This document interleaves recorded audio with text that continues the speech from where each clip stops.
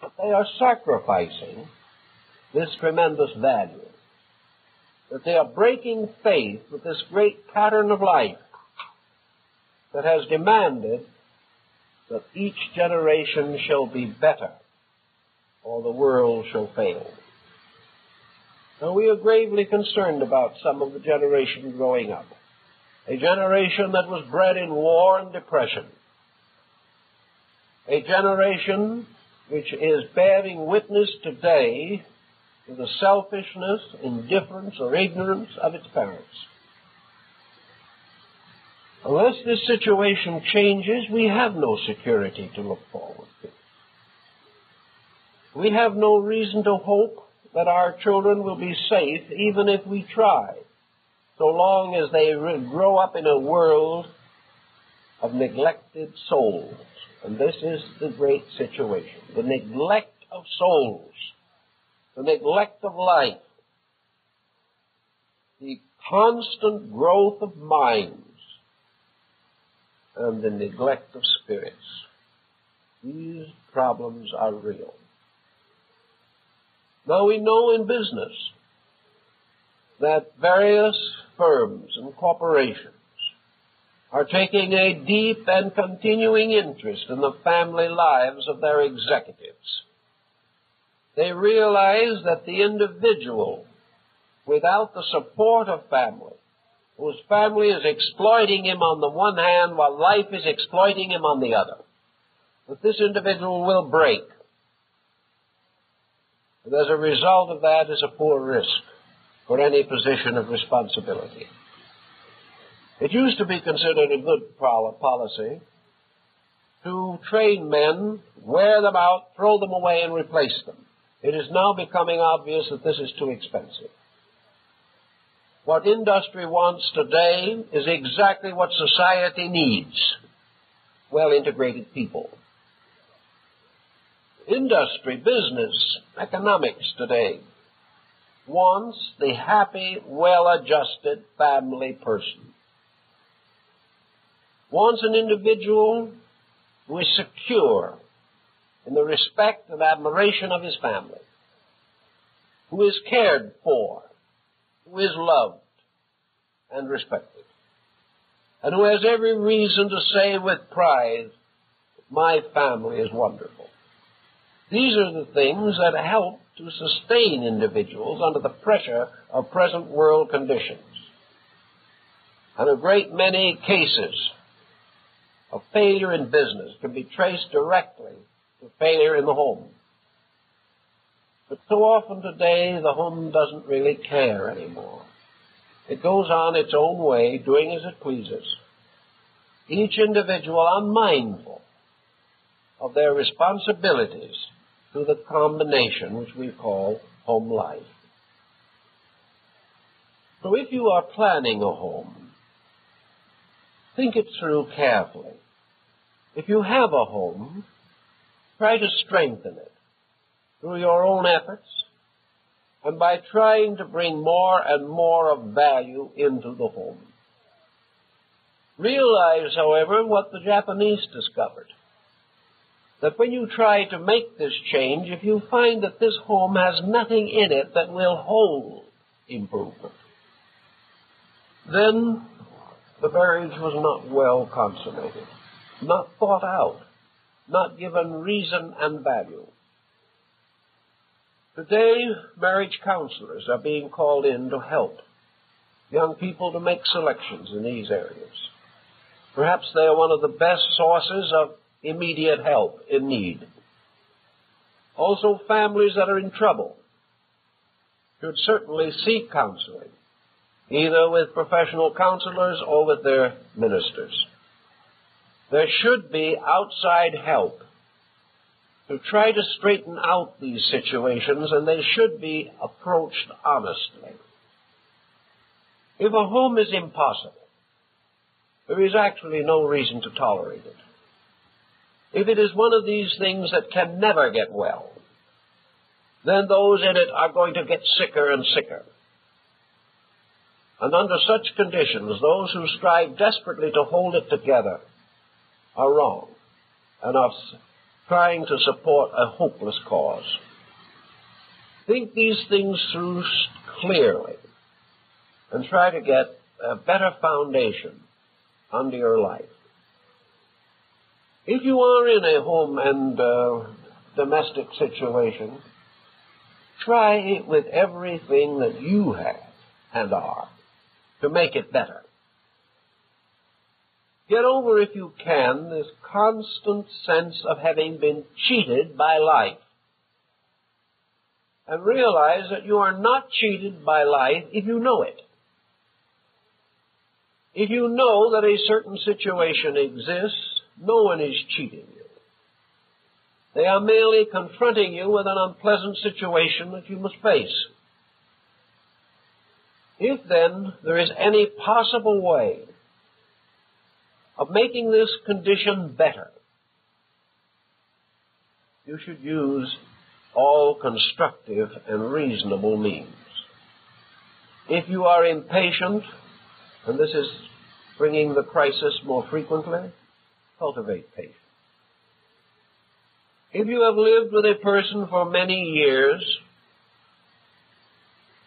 try to find the good in that person. Try to find again the person you married. That person is there somewhere.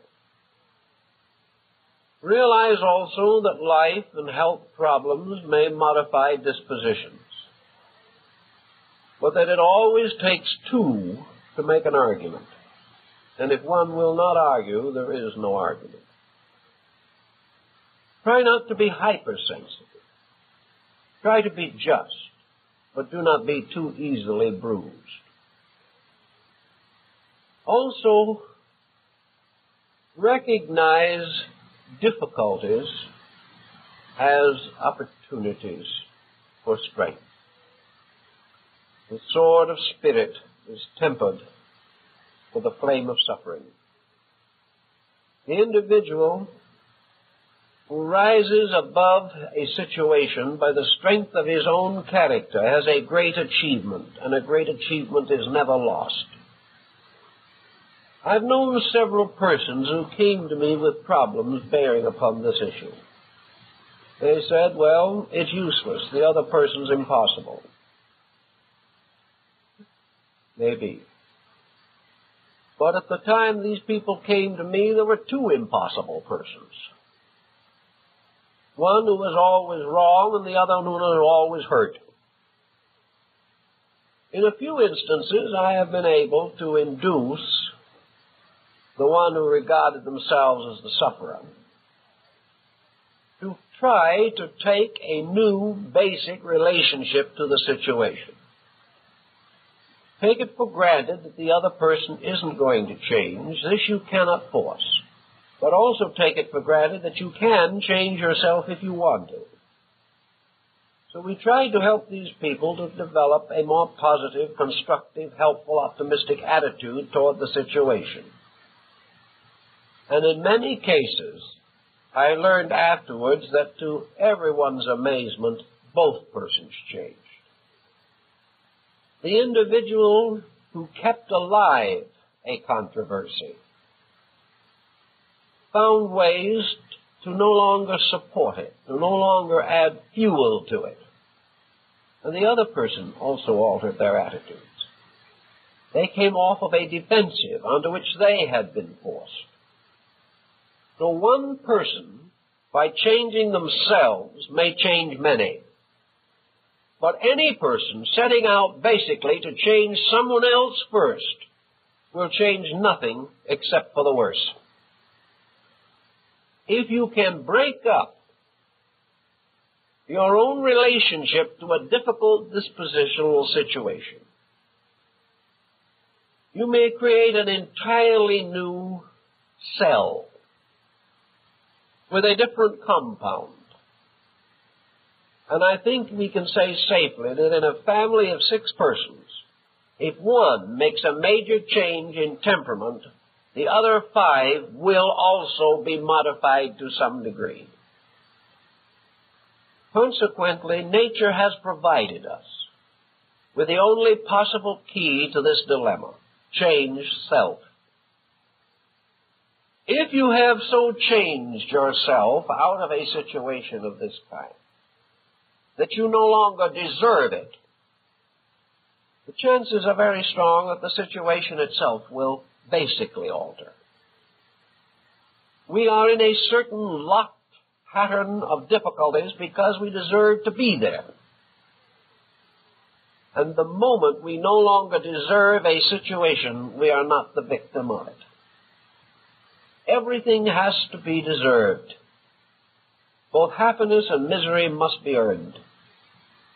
And the person is miserable because they have not yet learned enough to outgrow their own misery. And we have all taken it for granted that we are miserable because of others. While this continues, there is no answer to anything. We try desperately to change other people, and we all die of a broken heart together. It will not work. I have noted on some scores of occasions in the last 45 years that people locked into situations were released by changing themselves. The situations broke up. Patterns changed, basically, the moment the existing pattern was no longer necessary for educational purposes. So we strongly advise the individual to seek solution by solving a problem in himself, realizing that the shortcut to peace is to cease discord in yourself. That no matter what the problem is, if you will solve your own relationship to that problem, you will be liberated from it. The reason that you are not liberated is because you have not solved. Also, if you solve the problem correctly, you are not only freed of the present emergency, but most of all, you are liberated from those negative memories, those long-range heartaches, those unforgivable affronts that we nurse from the moment they occur to the grave. We can actually free ourselves from one of the most dangerous of all enemies, and that is our own unhappy, dishonest memories. The long-range self-pity that comes from this conviction that the whole world is wrong and we are the victim. Let's, for our own good, just change the whole pattern.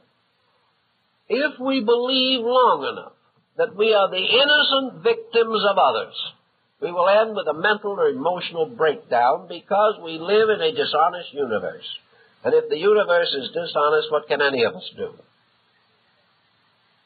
The only way out of this problem is to recognize our own responsibility and recognize that the only thing that nature expects of us is that we shall outgrow any littleness that is burdening us with pain.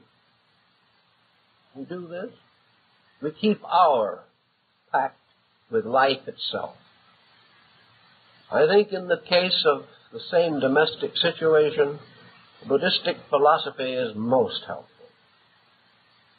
Buddhism simply teaches that all relationships in life are psychological. That actually no people are bound by any ties to other people. They are bound only by attitudes, by voluntary commitments.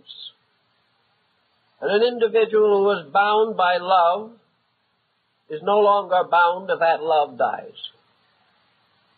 We are bound by our attachments, and we are in a certain sense also negatively bound by our antagonisms, because when we are antagonistic, we can never be free of the object of our antagonism. So in Buddhism, all these attitudes are simply conditions that arise in ourselves. We say to ourselves, we are hurt. Immediately we are hurt. We say that there is no justice in the universe. Immediately, the universe bursts forth with a vast blaze of injustice. We say that other people are cruel. Immediately, cruelty moves in upon us from all directions. All of these are estimates. And while we are suffering from our estimate, our next-door neighbor is enjoying himself greatly in the same situation because his estimate is different.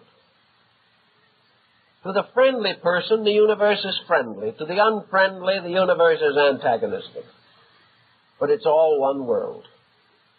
And it's one world of things simply as they are. It is our own attitudes that gild these various realities and make them dramatic, or cover them with a dark cloud of despondency. So it all rests with us. It may be that in some past time we have had unfinished business with other people. We injured them. Buddha said, if so, we must pay this injury. So if other individuals are cruel, the only answer, as he says, is patience. To meet the payment with insight, with the realization that out of the full meeting of debt, we achieve liberation. But we must also be continuously watchful lest we create further negative situations for ourselves. The only way to ensure our own happiness in this life or in any life that lies beyond is to live with complete sincerity now. To do always that which is the kindest and noblest that we know. To hold no grudges. To perpetuate no grievances, neither to condemn nor to blame, but always in all things striving continuously for an inward peace and an experience of the goodness of life itself. That all these experiences and all these things are lessons which we can learn. If we can learn them happily, we have happiness here. If we can only learn them through misery, we are miserable here. But in the great pattern of things, all these situations that arise are simply of our desiring. We have allowed the flames of anger or hate to rise and burn and injure us. Every negative attitude destroys. Every unkind thought sickens. And wherever we have these relationships with other people, if these relationships are good, everyone is enriched. If they are negative, if they are selfish, if they are ulterior, everyone is impoverished. The individual who marries another person simply for security has no right to expect happiness. An individual who will unite in matrimony and at the same time, as some have told me, they have said simply, I married this person, but I didn't care for them. How can such an individual expect anything from it? How can they expect a false attitude of their own, supported by deceit, to produce anything but misery? All these things have to be understood and thought through. We have to be scrupulously honest in our emotional relationships. We have to be true to the best of our ability, or we create terrible penalties. I think, therefore, that our main concern at the moment, perhaps, is to review life, assuming that we are in one of three relationships to life at the present time. Either we are young, starting out. If so, we should use every means in our power to understand the responsibilities of mature life. We should never permit our lives to be defeated merely by some passing impulse of the moment. We should think things through. Marry persons whom we admire. Unite ourselves with those whose virtues we know to be solid and reliable. to think through the long day in which these relationships must endure. And if we have started out with some distinct and sincere effort to make a good thing of a marriage, to be prepared to be unselfish, to be prepared to sacrifice something of ourselves. It is sacrifice that makes us great, and gratification that keeps us small. We have the right, therefore, to that wonderful growth of the individual who forgets himself in dedicated service to that which he admires or respects. And if he truly admires and truly respects, this dedication is not difficult. But if this true admiration is not present, the dedication is almost tragic. Those who have gone on into the middle stream of life, who have established their families, may perhaps be experiencing a rather unpleasant boredom. They have reached the realization that they are married to uninteresting people. People who have not bright and sparkling ideas. People who are heavy and logy and well settled in their ruts. People who are not glamorous and lack the quality of the gallant movie star. People who we have to look at every day and wonder why in the world we ever married them in the first place. And then we begin to soften a little. We get a bit of guilt over our own feelings. We remember that these people have been faithful. They have tried. They had one tremendous drawback which we didn't recognize soon enough. They were dull. And being dull, they were good providers. And being good, honorable providers, they were almost certainly dull. But this is life. Now, under such conditions as this, boredom can lead gradually to tragedy. The individual becomes desperate in the presence of a situation that seems to be tightening around them. At 20, it wasn't so serious. They might do something about it at 30. But at 50, it gets to be serious, because nobody knows what they're going to do about it at 60. Probably nothing. They're just going to endure each other to the grave. This is enough to cause a very noble frustration. What can you do about such cases as this?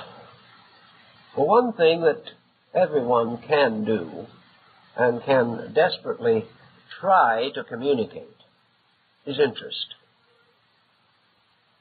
To find, if humanly possible, an interest in common. Now, I've had people come to me and say, yes, that's a splendid idea, but the only things that this other person is interested in, I am not interested in. Yeah? That can be.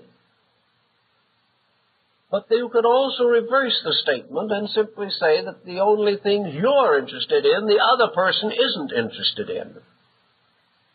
These things read both ways. Someone in this pattern has got to make the big step out from their own interest and try to find the interests of another person. This can be done and has paid off on a number of very remarkable occasions. We are not very sure sometimes about how interesting other people's interests can be if we have spent all our lives regretting that they had them and defeated because they didn't have our interests. Someone may have to step across this interval.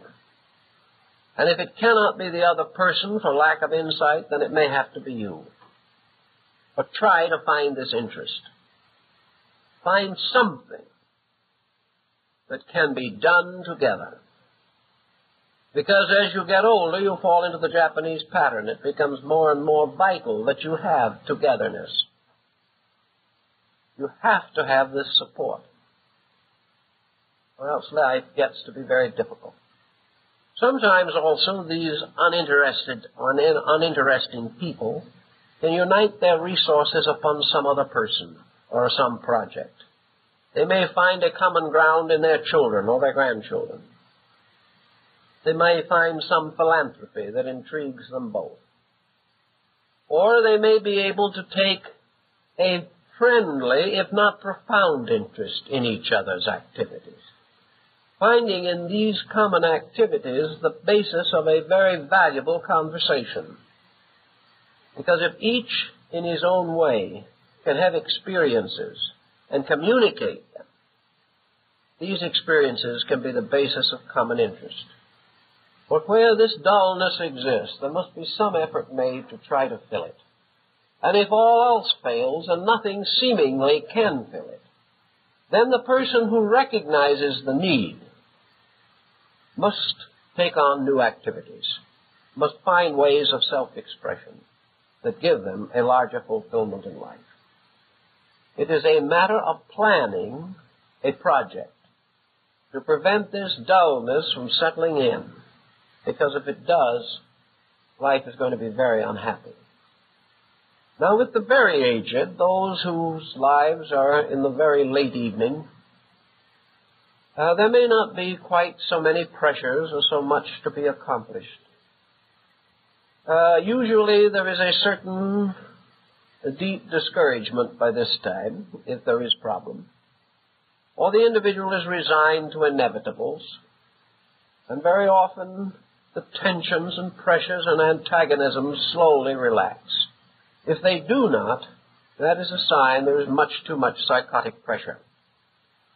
But for the older people, the inner life becomes the great solution to all things. Contemplation, kindliness. The aged, like the very young, build halos around those they love. The aged see virtues where they are not, even as middle life sees vices where they may not be. But in the older years, the individual naturally seeks to put his own life in order. He wants to have a good spirit for the transition that lies ahead. So in those older years, the person is susceptible to mysticism, to prayerfulness, to religious insight, to those patiences that arise from faith. And as glamours and these matters have become less, it is quite possible for these people to find a rather quiet, congenial, friendly relationship.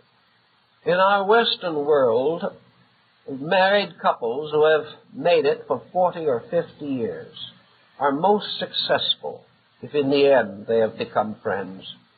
This seems to be the one reward.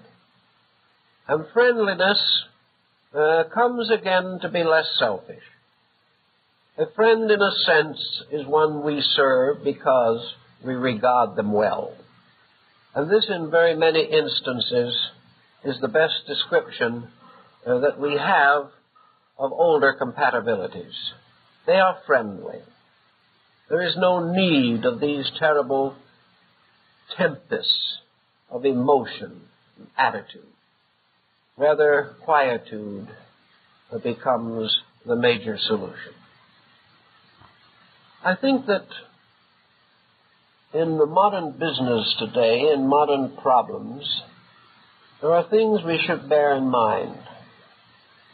I think that every person who is unable, through his educational facilities, to find some basic insight into marital problems and domestic situations should at least read carefully a few well-selected texts on the subject, and should, if possible, discuss their emotional plans with a clergyman or a counselor.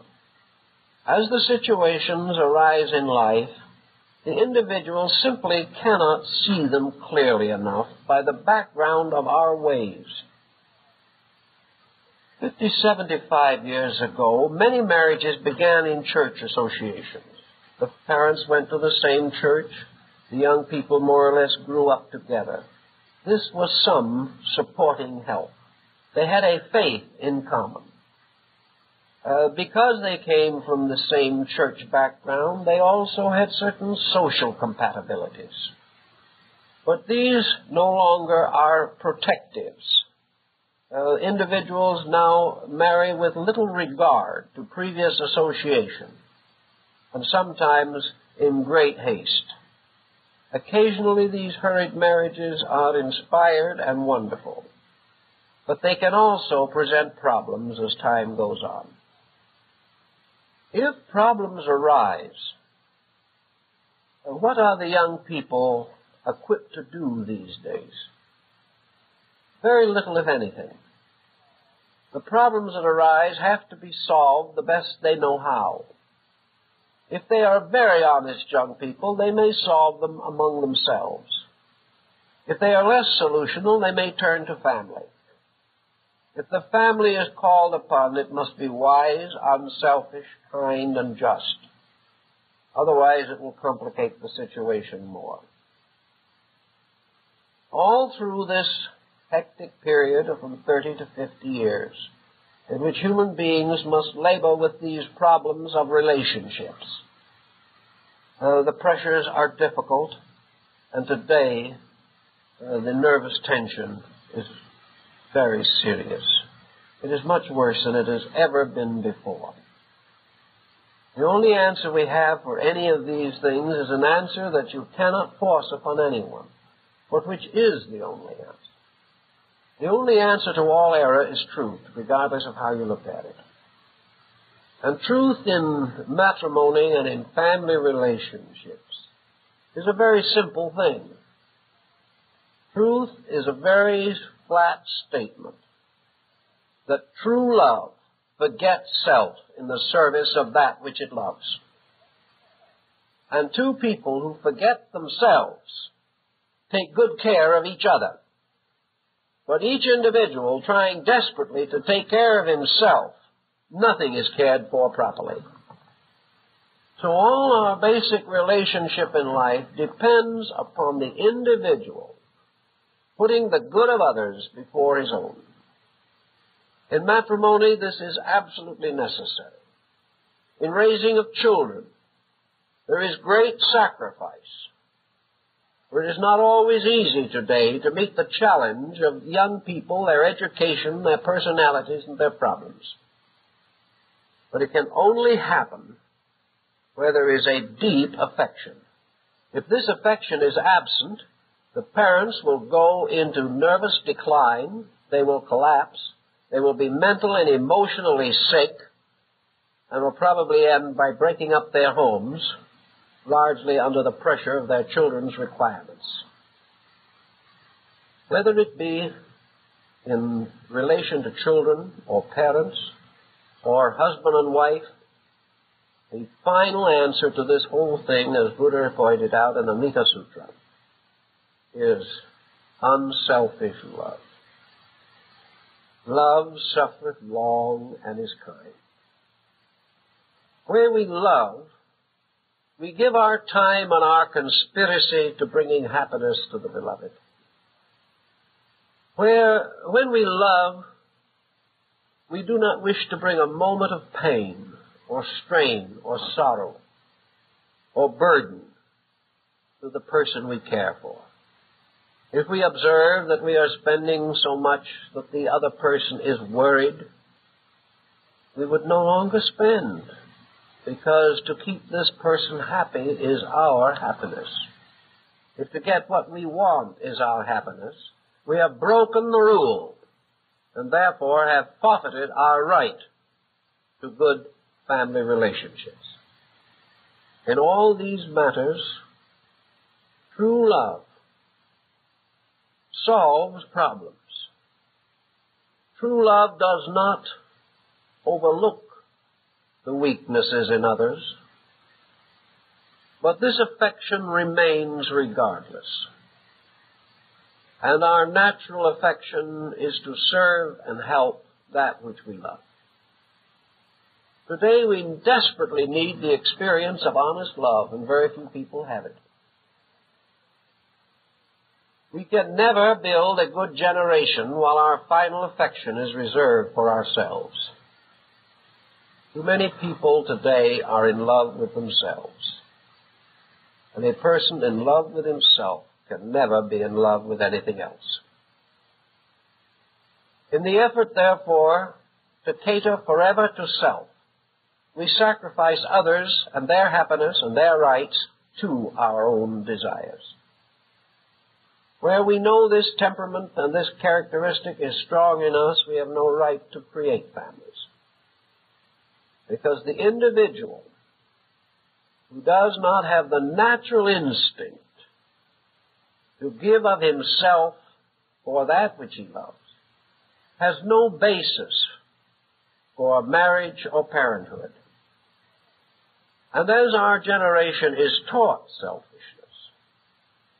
and is taught the importance of keeping mind largely upon self in the name of success, we are training people to be bad husbands and wives. We are training them to overlook their basic natural instincts and take on an assumed and false combativeness which can bring them neither satisfaction nor peace of soul.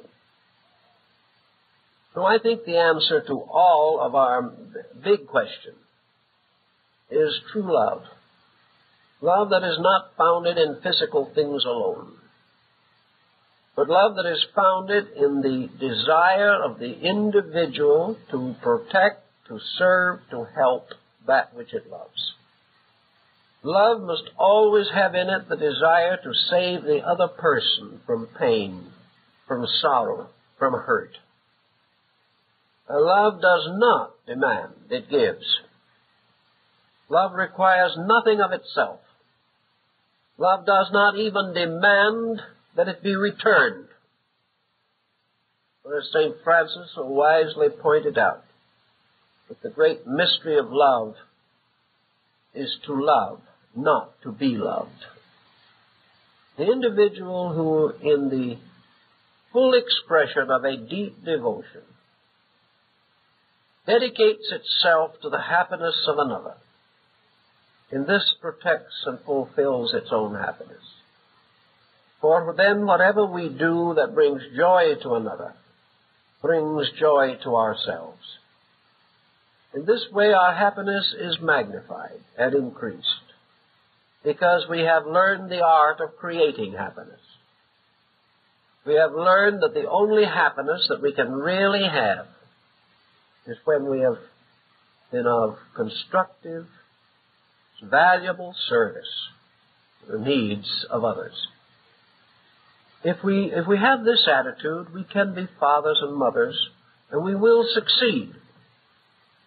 Because in that condition, we have a happiness and a dedication that is most truly spiritual. We have something that transcends, something that lifts us up.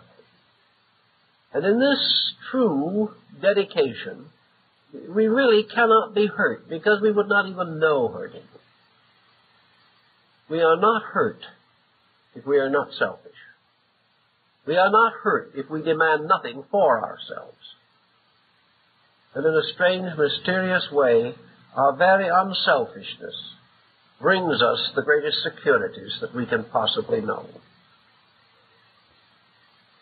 So in these times when sincerity is not too common, we can strongly advocate it. We can also point out the tremendous need for honest affection. An affection that causes the parent to really love the child, not by word and not by gift, but by association.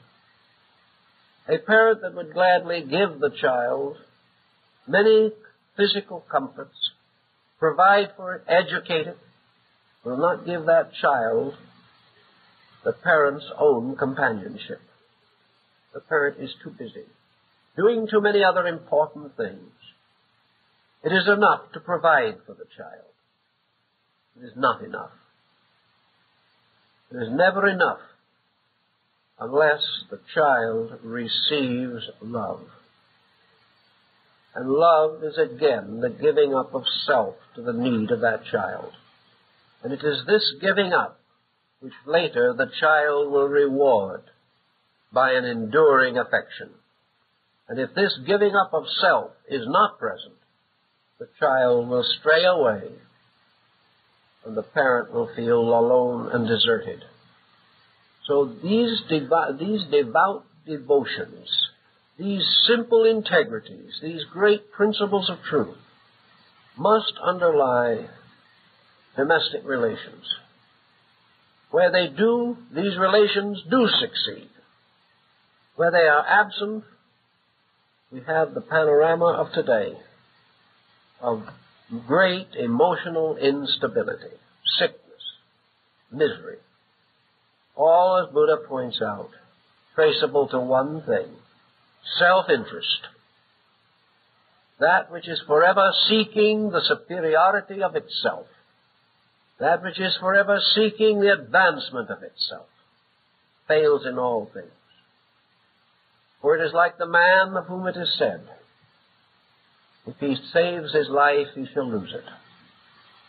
But if he loses his life for the sake of truth, he shall have life everlasting. And to give of self for the sake of love, for the sake of those whom we have loved, and whom we do love, and who need us, and who depend upon us, this affection prepares us to receive love everlasting. We have to earn it. And all of our relationships have to be upon these integrities, or they will certainly fail.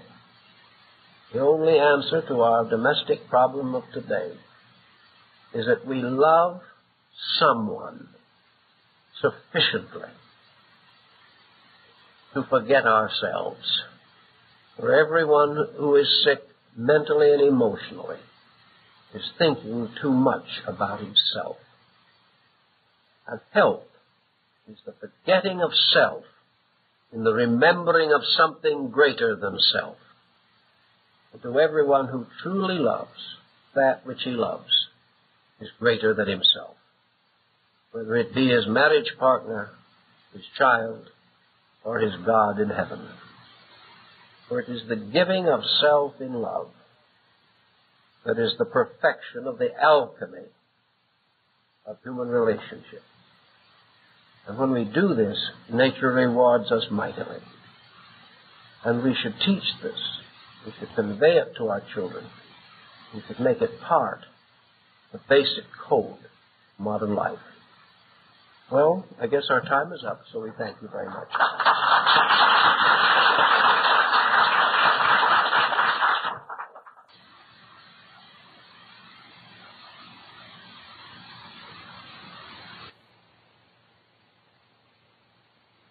As you probably know, I made a second trip to Japan this summer,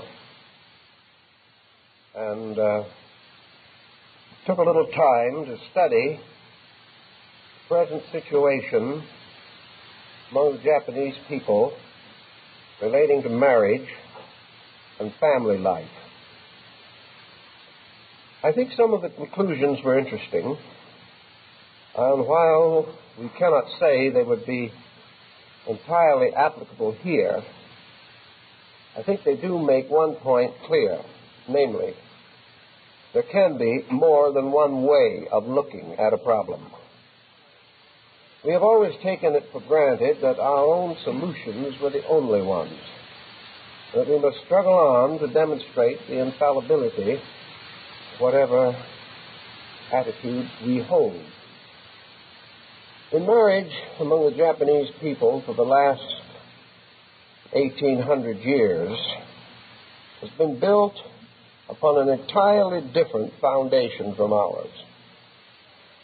The basic definition is that the purpose of marriage is that individuals shall slowly come together. That instead of a tremendous emotional impact, relationships should ripen slowly and gradually.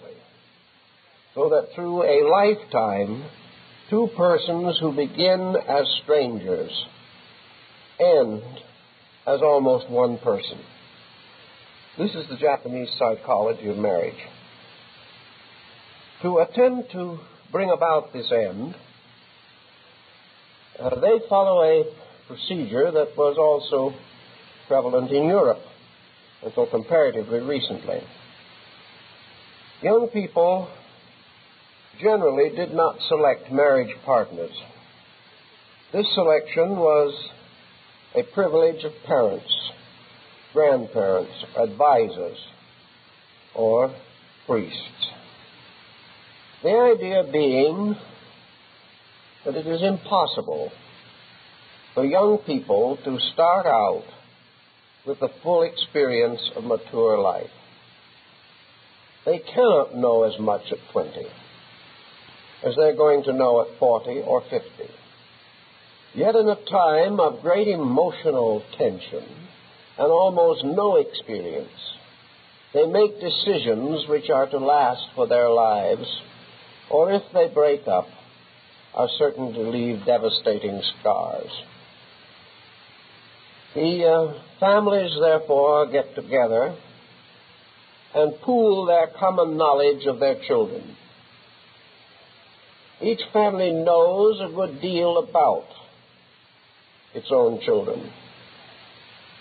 It knows their tastes, their peculiar personalities, their aptitudes, their ambitions.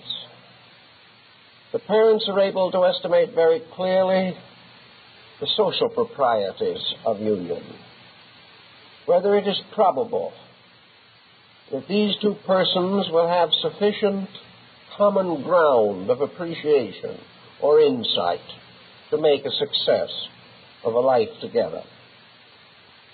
Now, we must not assume, however, that the Japanese family forced its decision upon its children. This is not true. The parents did not require their children to marry the person selected. They recommended, but did not require. After it seemed that a suitable marriage partner had been found, the two young people were introduced to each other, and then had a period of 6 months or a year of social contact. They went out to the theater together. They dined. They enjoyed the scenery of the various seasons. They attended the festivals. They had considerable common knowledge of each other. And at the end of a prescribed time, either or both could express their feelings openly. And if they decided that it was not a suitable union, they were not forced to carry it on. Usually, however, in about 90% of cases, the union was accepted. First, because these young people had no other experience in life except that which was being formed for them. Furthermore, they had deep regard for their parents. They believed in the wisdom of the elders. They knew the danger of their own immature emotional pressures. And they felt that the parent was right in assuming that a deep compatibility of character and ability, these were more important than a powerful emotional association. The Japanese said very frankly, emotion lasts for a few hours or a few weeks or a few months, but a marriage should last for a lifetime. Therefore, it must be built upon the solid rock of common value. These young people must have spirit in common, soul interests in common. So, assuming that the marriage was consummated, these young persons came together and created a home without any of the grand passion that dominates Western thinking. They respected each other. And the Japanese assume that mutual respect is the beginning of an enduring relationship. In the early years of marriage, it was the responsibility of both young persons to preserve this respect, to make sure that their conduct at all times appeared to be right and proper to the other person, that they maintained the integrities of their private and personal lives in a deep way, so that the other person would always approach them with courtesy and respect. Then came the children. And in the Japanese family, the children are the first great emotional outlet. The love for the children is no longer a passion concealed. It is no longer behind the no mask of proprieties. Parents in Japan adore their children. Businessmen rush home, take off their Western clothes, get into their kimonos, and trot the children around the house on their backs. They love children.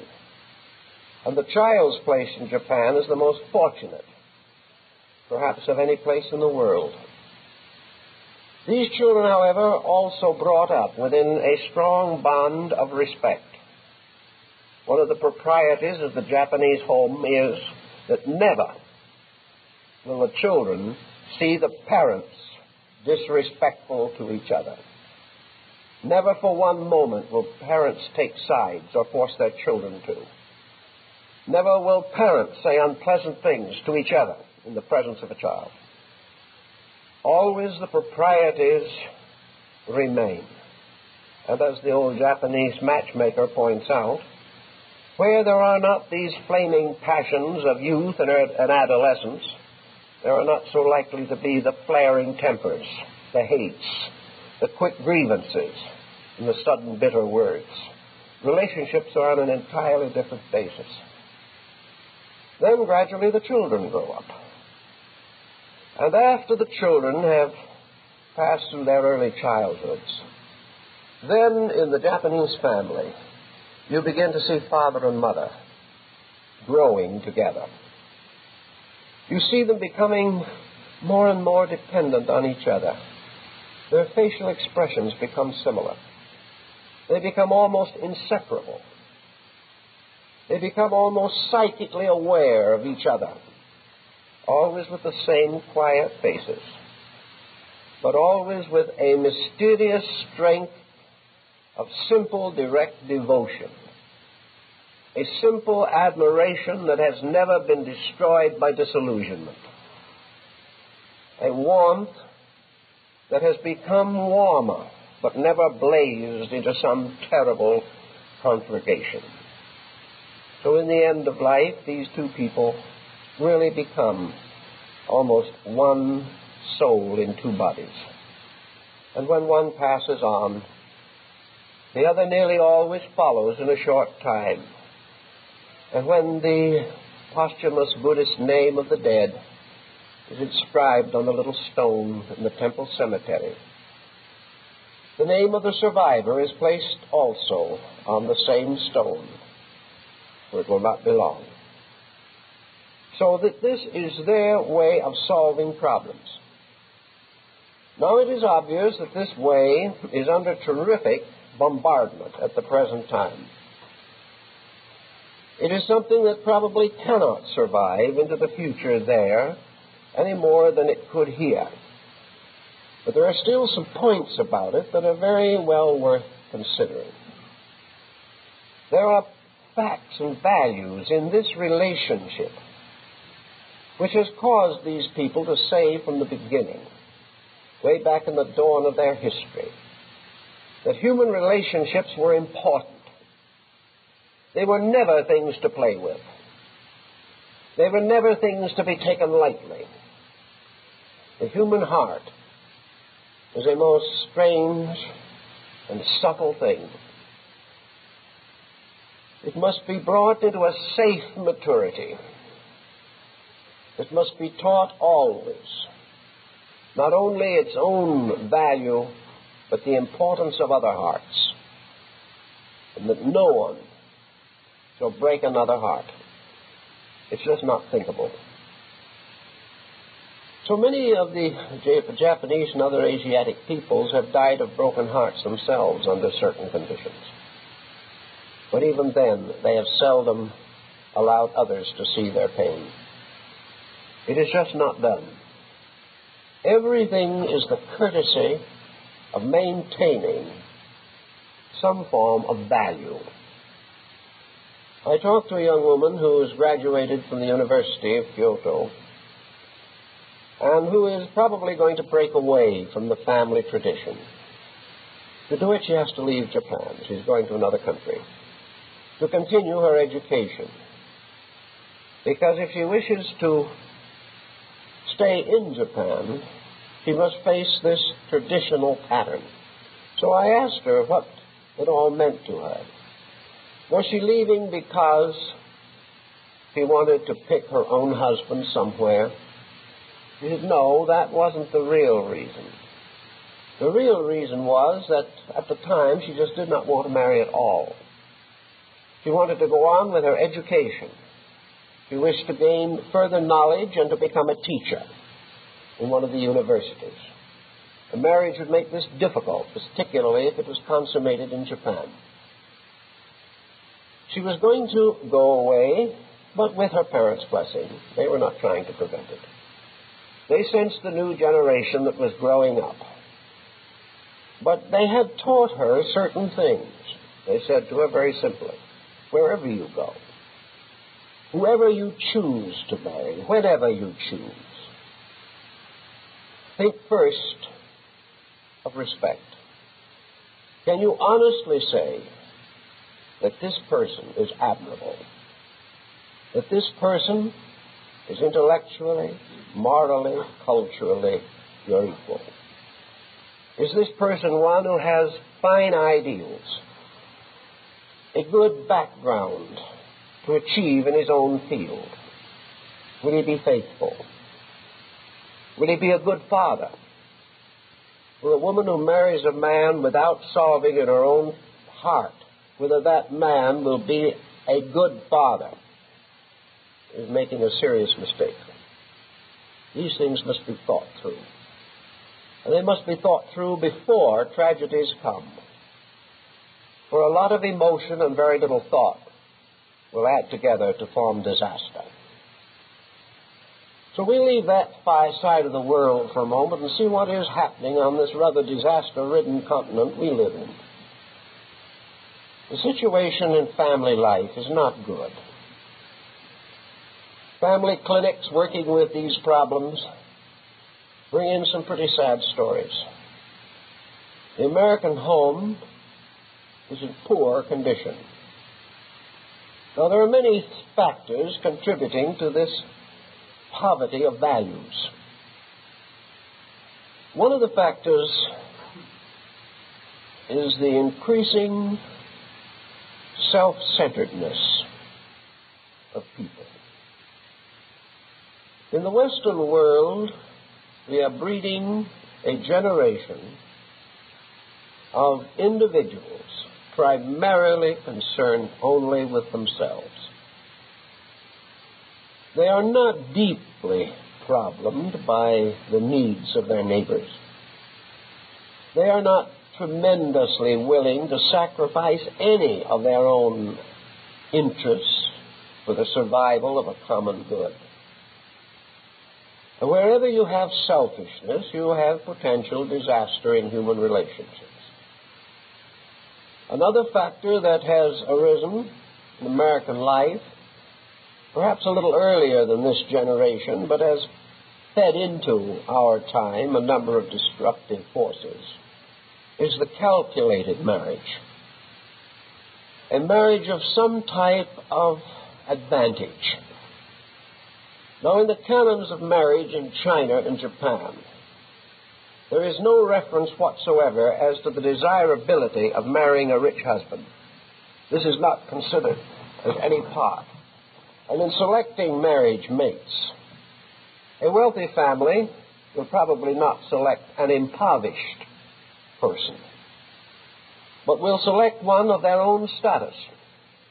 And a family of moderate means will under no conditions marry into a wealthy family. they cannot overlook what Socrates said, that to marry wealth is to get a master, not a husband. These points are taken into consideration, but young people do not, for the most part, think of these things. And in our last generation, we had too many scheming parents, striving desperately to make what they considered to be brilliant marriages for their children. In these brilliant marriages, no thought was given to values. No thought was given to character or ability or temperament. Most everything was centered upon advantage. I know a number of cases that have come to me of miserable persons who are the consequences of such parental advice. Their lives have been completely ruined. And for every dollar they got through a fortunate marriage, they had hours of pain and sorrow, and finally, a bad conscience. I've seen that work very definitely. In the American pattern as we have it today, we are not producing any clear insight into the marriage problem any more than we are producing it in nearly any other area of modern life. How many young people today are taught the real basic importance of marriage for mutual assistance? Marriage for true, enduring companionship. Marriage for improvement through cooperation. Marriage in order to provide a good, happy, normal, healthy, unselfish environment for the raising of children. These things are not taught, except in a very few areas. There are a few schools in which these principles are clearly stated, and the divorce rate among the graduates of these schools is much lower than the average. We are having a great many very early marriages these days, and marriages of teenagers that break up, and many do. Statistics would indicate that the greatest cause of the breakup is parental interference, not the misunderstandings or troubles of the young people. Someone has to get into the situation and cause a difficulty and trouble, and there's always someone ready to do so. We have the lack of responsibility, the lack of integrities, the lack of realization. All these things arising from lack of experience. The young person simply has not yet a sufficient knowledge of the kind of world in which he is going to live. He does not understand the inner guidances which become the basis of the development and maturing of human character. So we can say, looking over the problem, that in homes at the present time, crimes are committed every day, crimes that will never be punished, and that individuals treat their own relatives far worse than they would dare to treat strangers. If you steal from a stranger, you will go to jail. If you steal from your relatives, they are expected to forgive you and perhaps give you a bonus.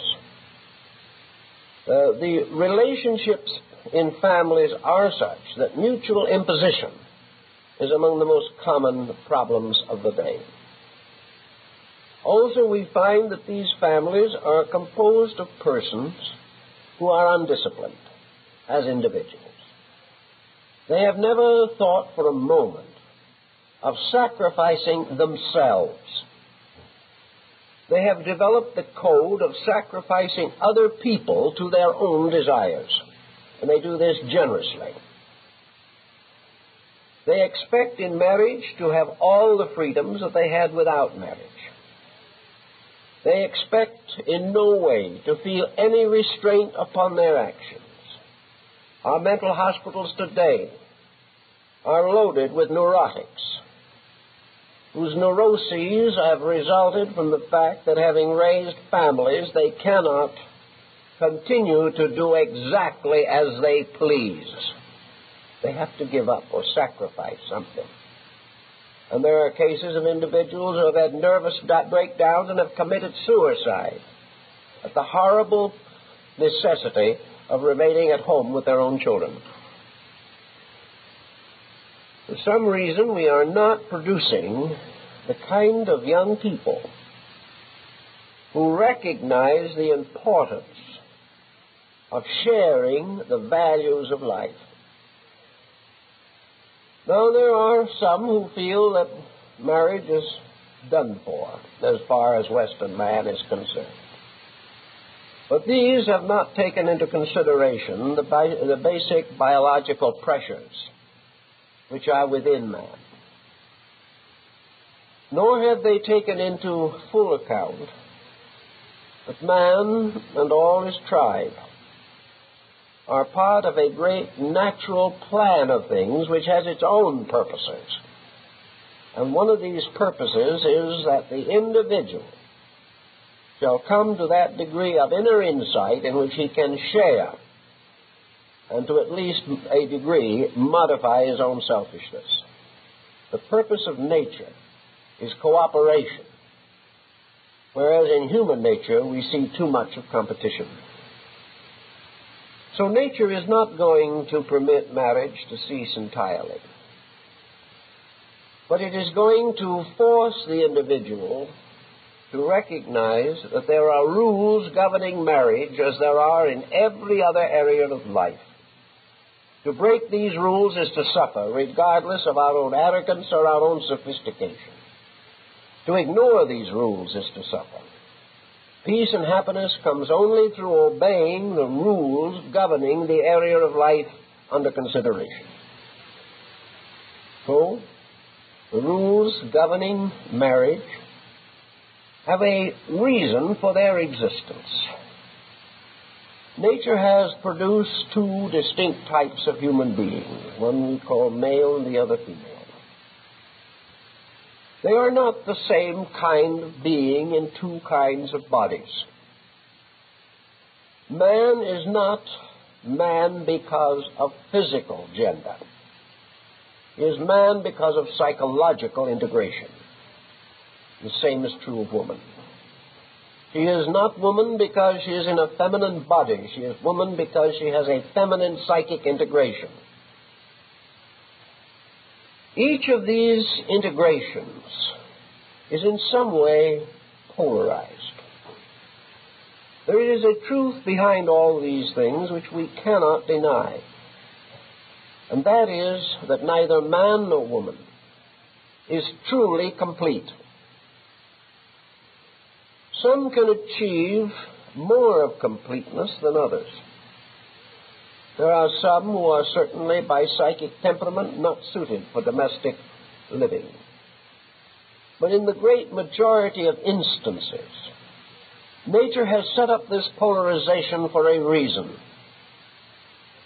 What nature wishes to do is to broaden and deepen the psychic life of the human being. Man is deeply within his own nature androgynous. Within the depths of his own psychic integration, he is also both male and female. But one part of his nature is submerged. And in man, the anima is subjective. In woman, the animus is subjective. Each is therefore seeking complement, seeking completion, and also confronted with one of the great opportunities which nature provides for the enlargement of consciousness. All relationships are successful when they contribute to understanding.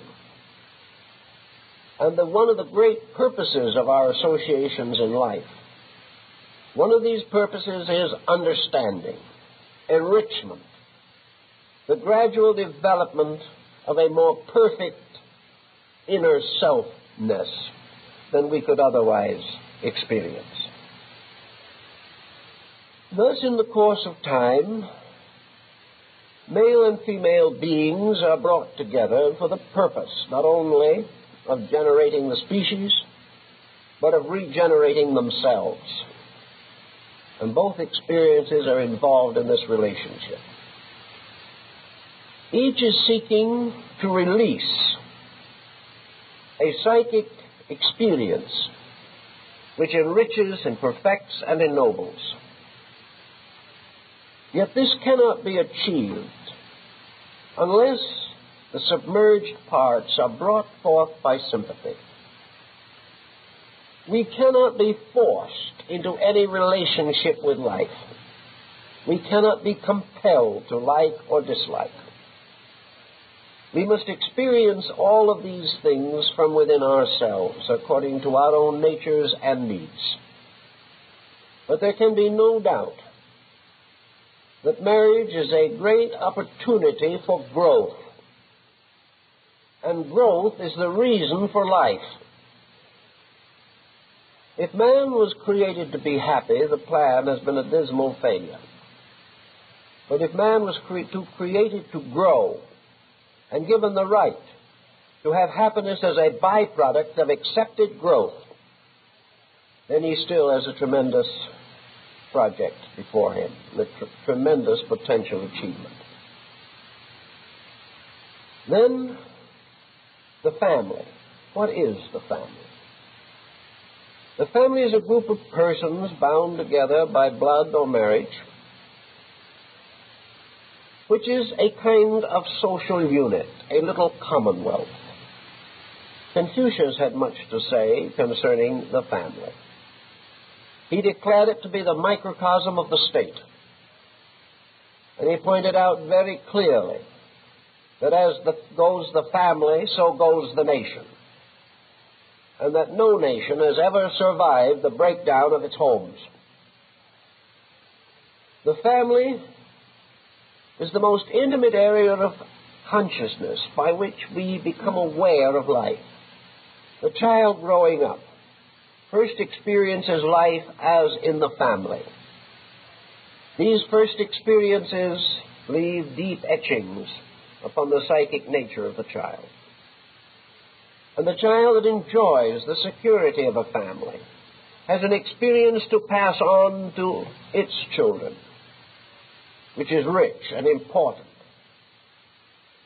and all-powerful in the framing of future generations. The family, then, is actually a mature responsibility to be assumed with thoughtfulness, even with prayerfulness. Certainly never for the sole purpose of gratifying physical propensities.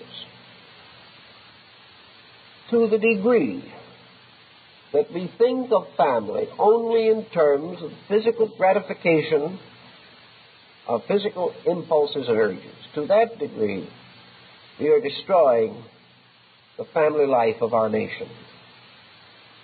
This does not mean that we shall eliminate or ignore the sexual factor in marriage.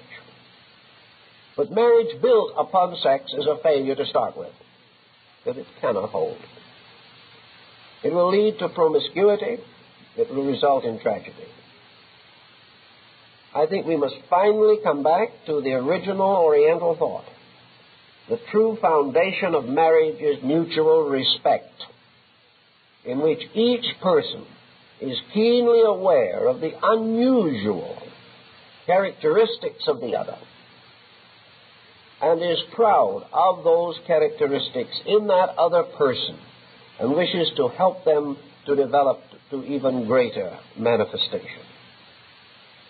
A marriage must be built upon a sincere desire for mental, emotional, psychological comradeship. Under such conditions, physical associations complement and complete the union. But without overtone, these physical things fail and always have failed. And when we realize the situation as it is in America today, we have to realize that marriage is not suitable for young people who consider it merely a form of action, merely an opportunity to vent some tremendous pent-up emotional urge. Marriage is not merely an emotional experience. Marriage is the consummation and culmination of a plan, a purpose which nature has held from time immemorial. It must either help to advance man, or it must tear down and destroy the noblest part of man's nature. Today, the majority of homes are bad. They may not be broken. Some of them cannot break simply because of religious restrictions. Others do not break because of numerous factors, financial, social, and otherwise. But the majority of homes are not being held together by mutual respect. The individuals in these homes are not there because of all places on earth that is where they most want to be. And to prove this, they are not at home any more than possible. The home is very largely a hotel for these people. And they do not even have the advantage anymore of two being able to live cheaper than one. The beginning of our whole situation is this mutual respect factor. Now, people come to me every day. I've had them with several of them within the last few weeks, whose entire concept of marriage is wrong. One individual says, I married because I did not want to live alone. A very poor excuse. Because the individual this person married was the one that then lived alone for the rest of their lives. There was no companionship. The only thing that this person wanted was something to listen to, complaints, to defend and protect, to comfort and be present. And as a reward for this, the individual agreed to accept these privileges without too much resistance. There was no basic comradeship of purpose. Another individual married simply because they didn't want to cook their own meals. Older people marry because they can't afford servants. So they marry one sometimes, to everyone's disaster. Some marry for wealth, for position. Some marry for envy and revenge. But wherever these motives come in, you have miserable people. And I think we can say without any question in the world that of all human relationships, marriage is the most dangerous if any ulterior motives are present. This is one area where ulterior motives are fatal. Now, occasionally you find people who almost brag of their ulterior motives. They wish to be very modern and very brittle about the whole thing. They do not wish to have any deep, serious roots in anything, so far as marriage is concerned. They do not want to be hurt, and they are going to protect themselves desperately against the possibility of being hurt. They get nowhere either. They are hurt in spite of themselves, and they must stand by and hurt others and see it happen, because you cannot play lightly with these factors. If, therefore, if we are going to do anything about this problem that is important at all, I think we're going to have to get right down to the educational level with these people. Perhaps what is necessary is that every individual applying for a marriage license must either produce a certificate that they have made a reasonable study in an accredited institution of marriage, or make that study before the marriage is consummated. If every young person was either given some of these values in school or required to possess them before marriage, we could do a great deal more to curb this situation. We do not at the present time license an automobile driver without some test into the ability of this person to drive a car. At least we give them a sanity test. We do not do this in connection with marriage. We assume that these persons know what they want, and if they are successful in passing a test for venereal disease, they get the license. This is the only consideration. This will not solve our present problem. It did solve the problem to a measure when parents and families were close, when people lived in a comparatively simple environment and pressures were not as great as they are now. But today, marriage is a much more difficult and treacherous undertaking. It is not a problem of trying to prevent it. The problem is to try to prevent marriage from filling our mental institutions with the byproducts of its mistakes. I think that perhaps every person who marries should be required to at least listen, whether they want to or not, to a simple statement of the principles of marriage. Perhaps be supplied with some kind of a small booklet or brochure and then be examined on it, to know that at least they have received some basic insight. Whether they make use of it or not is hard to say, but they should not be permitted to go on in life not knowing that there are rules and continuing on through the years without the slightest suspicion that they are making their own lives miserable for everyone around them. One of the difficulties that we find today particularly is, of course, the reaction from the general pressured existence that we live. More and more we are becoming nervous wrecks. Some think we are suffering from air pollution, others from water pollution, and a great many are beginning to suspect that we are suffering from educational pollution, that we are not being taught the right things, that we are not being directed in the ways which are necessary to our well-being. In any event, the average person today is half sick from the pressure of life.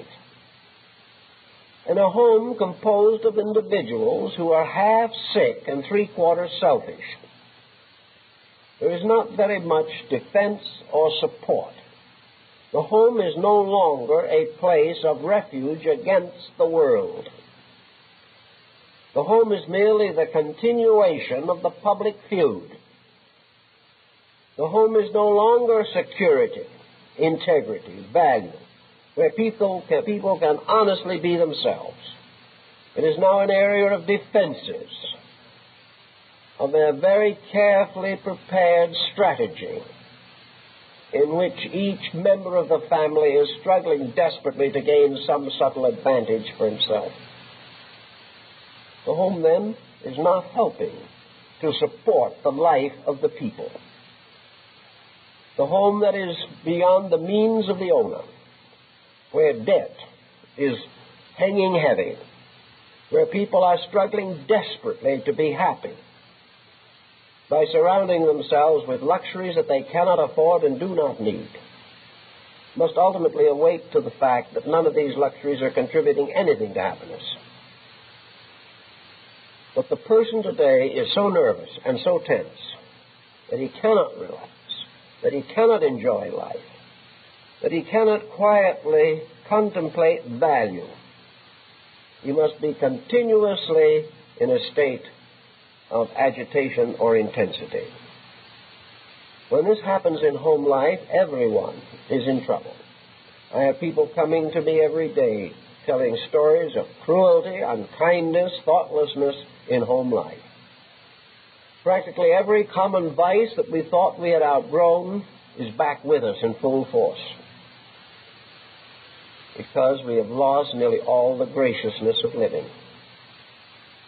Now, if you are in a situation which involves some unhappiness in home patterns, there are a few things that perhaps everyone can bear in mind.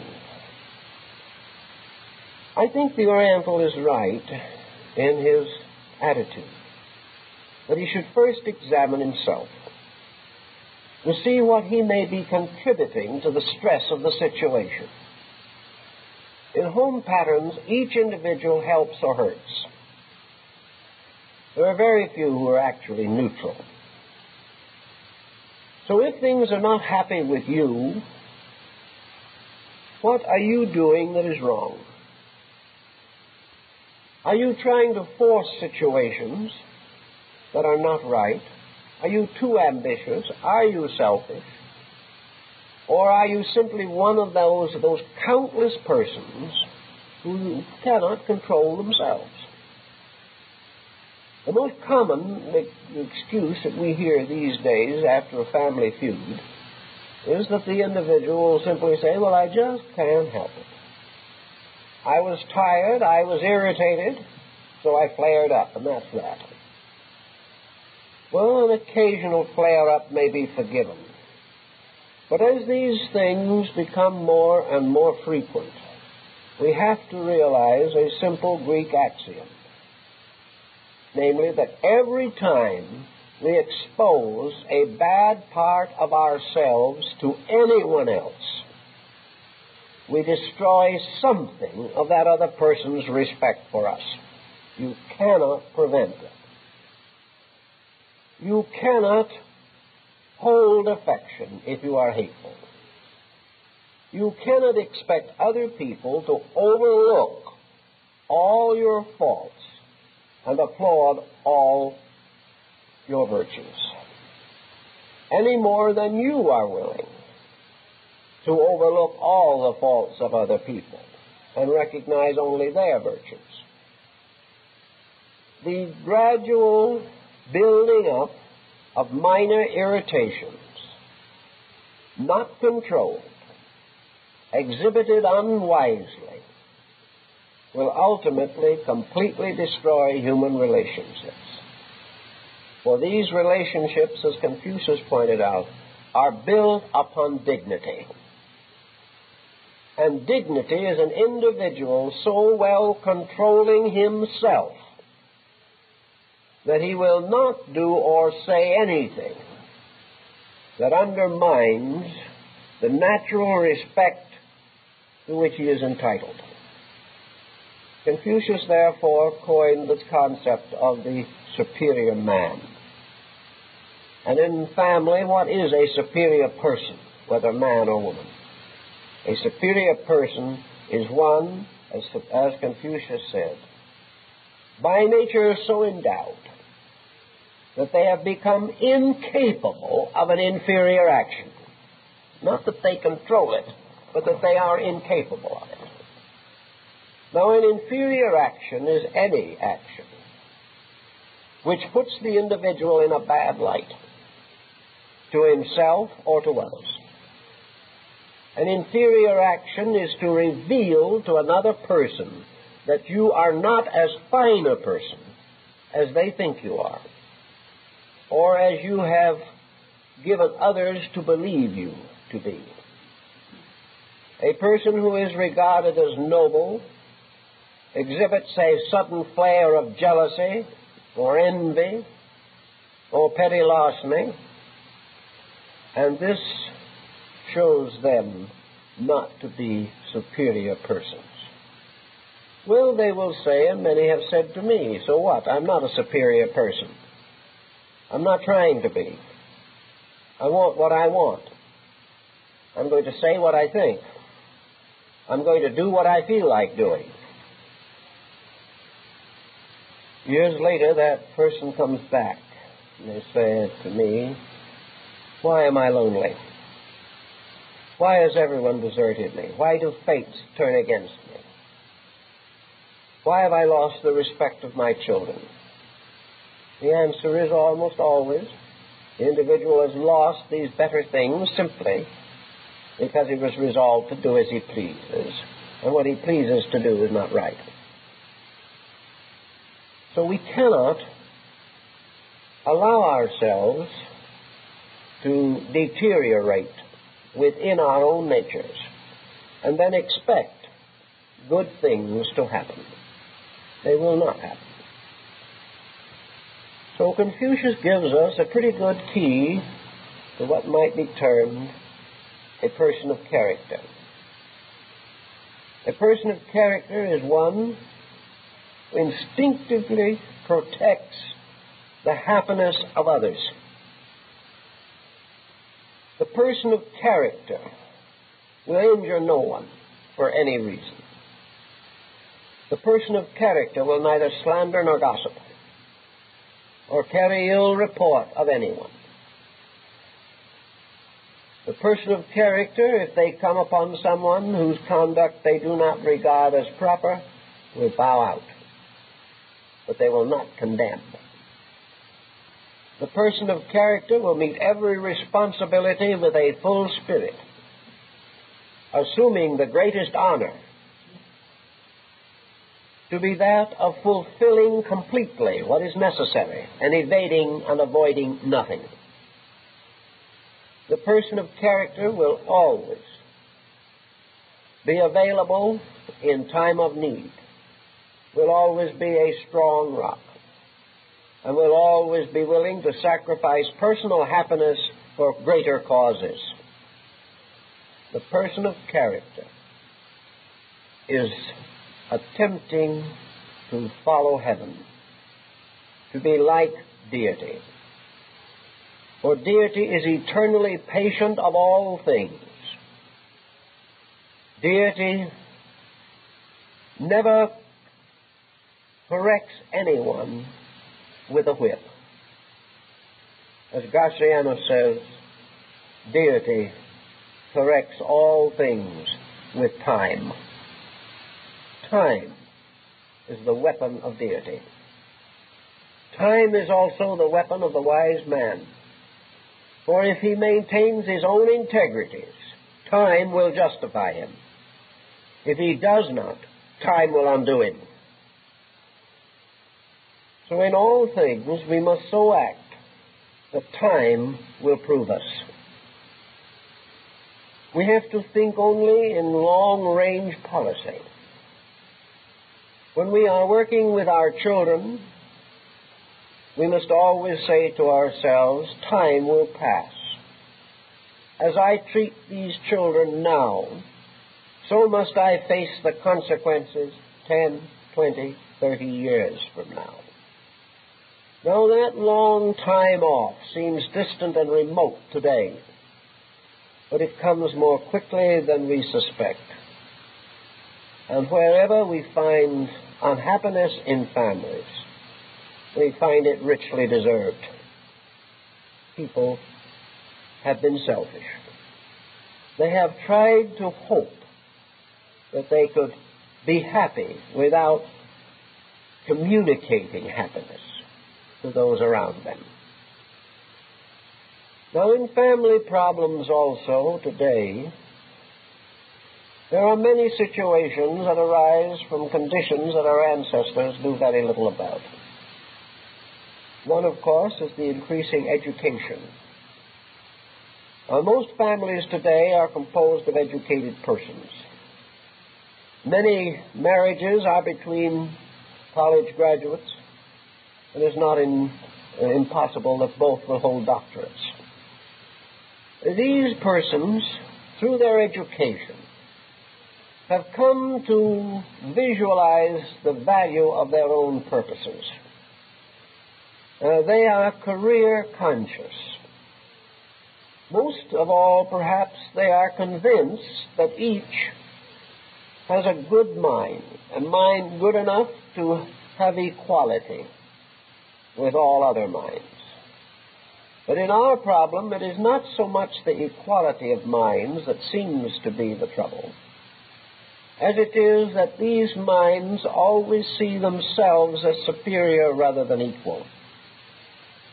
So we have mental competition very strongly marked in families, and also a reluctance to sacrifice career for family life, so that young marriages today are very often built upon the hope that this career can be sustained, and that these young people are no longer mentally and emotionally adjusted to the ordinary problems of domestic existence. They wish to continue to be rugged individualists, with marriage perhaps as a convenience, perhaps intended well enough, but with very little intimation of self-sacrifice. The intellectual marriage has its difficulties, but it may also have very great advantages. An intellect is not bad, but an intellect which leads us merely to arrogance is very bad. I think that one of the problems that we have here can be summed up in this way. All things being equal, the educated person of today is not what we might term maturely enlightened. Education has been the transmission of traditional knowledge. And these two young people, both of whom have graduated with honors, are stuffed with intellectual notions. They have graduated perhaps equipped, according to our standards, to turn around and teach others. Perhaps they are equipped to make excellent careers for themselves, independent of the assistance of a marital partner. But actually, these young people starting out are, for the most part, profoundly ignorant. They are ignorant of value. They have mistaken intellectualism for life, and there is nothing in the college course that they have taken which really fits them to live together in cooperation as human beings. Actually, their humanity has been damaged rather than advanced. They have come to the condition in which they have substituted intellectualism for true achievement. Thus, they can go out and have careers, and they can be successful in them. And the young lady may end as the dean of women in one of our largest universities. But all through this process, she is not going to be happy. There are going to be moments that will be extremely difficult for her. There will also be a frustration within herself, which in the majority of instances leads to trouble. Occasionally, the person adapts to such a life with real serenity of spirit, but for the most part they do not. For actually what nature wants is a warm protection of life. What nature is looking for continuously is a better future generation. Nature wants those of this generation to bring into this world and rear to maturity better people than live today. Progress depends upon this. The future of the world does not depend upon a Phi Beta Kappa or anything of that nature. The future of the world depends upon bringing in intelligent, emotionally stable young people who grow up to their maturity with right ideals, right principles, and right convictions about value. So what each generation must bring into the world is a wiser generation than itself. And it cannot do this by simply leaving the younger generation to its own providences. It cannot ignore these young people or turn them over to babysitters or allow them to grow up the best they can in contentious atmospheres and produce this thing that nature demands, the better generation to come. A generation emotionally stable, a generation less susceptible to pride, a generation less likely to compromise principles for advantage. What we must try always to do is to produce true nobility of character, true integrity of life. To the degree that any young family today fails in this task or compromises this task for its own advantage now, that family will suffer. Those people will suffer. The homes will break up. And when the time comes, we will know what it is to have a thankless child. But actually, the child is thankless because it has nothing to be thankful for. It has been deprived of value. Comenius, the father of education, pointed out that the beginning of education is that children shall learn love, honor, respect, and integrity from the knee of the parent, from infancy, and most of all from constant example.